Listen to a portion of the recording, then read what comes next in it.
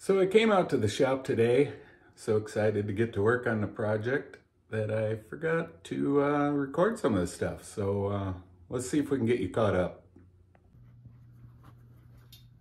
Took the frame and had it all laid out. I used a bunch of shims and scraps and this fancy level here and leveled it up the best I could. You can see the probably overkill, huh?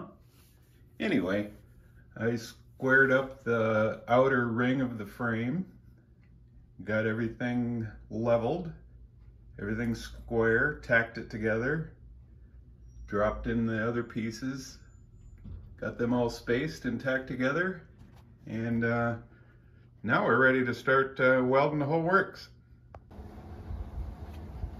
Here's my welding setup, just a little Lincoln 110 volt welder.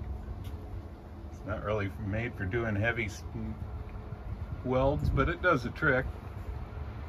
And as you can see, we're going to run out pretty soon. Watch your eyes.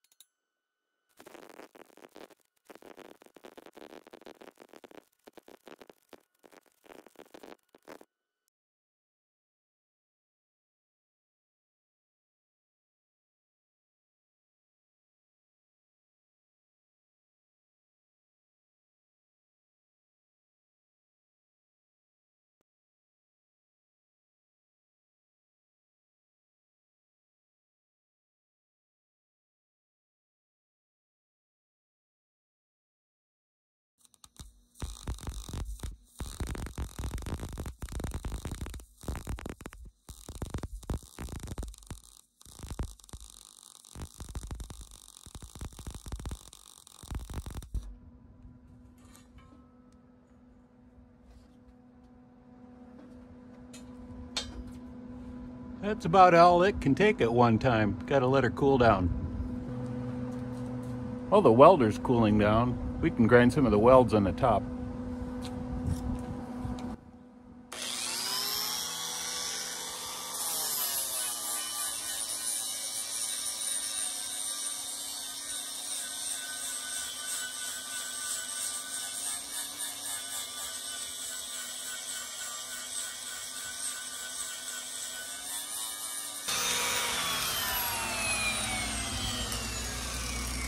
Well, you kind of get the picture, don't you?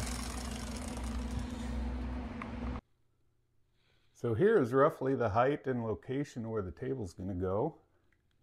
It is 3 feet off the floor to the top of the table. We're going to have it fold down. We'll make a hinge for the back. So we'll have to come up with some sort of brace that will come out from the wall to hold the front of the table up. While I was grinding away, big brown truck came to the house. Brought me some goodies. Let's see what we got.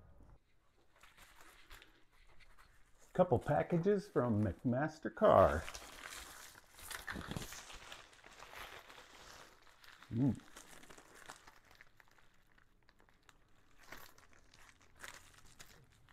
8mm dowel pins. That's for a project coming up that's going to be really cool.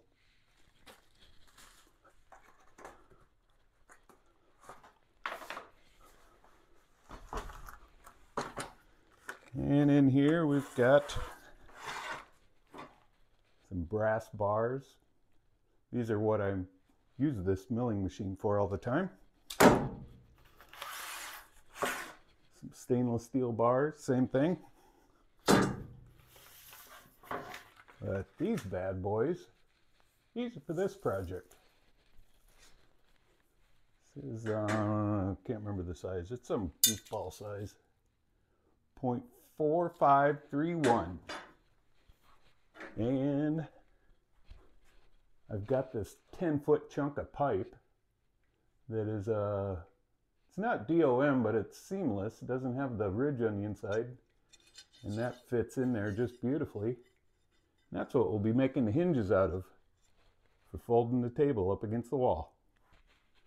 So we're going to say that's it for part 2. Next we'll be figuring out the hinge and putting that all together. We'll be cutting some of that bar up for the hinge pin and cutting some of that tubing up for the ferrules for the hinge. And in the meantime, we're going to let this little bad boy heal up a little bit. We hit it with the grinder. Notice I didn't have a guard on there. Never run your grinder without a guard unless you can't find the guard anymore. So thanks for watching, and we'll see you next time.